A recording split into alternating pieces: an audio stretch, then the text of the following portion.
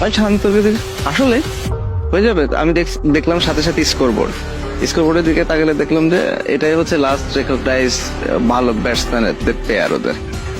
গেলেই তো বলার চলে আসবে 182 না 83 রান।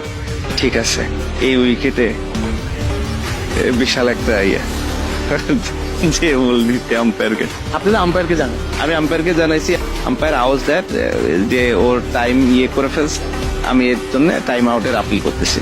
ও ফার্স্ট হাসছে, আমি বলছি no, I am serious, I am 100% serious and I am appealing for that again. How was that?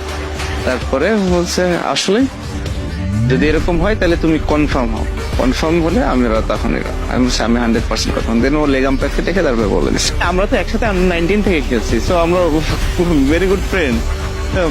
এসে বলছে যে মানে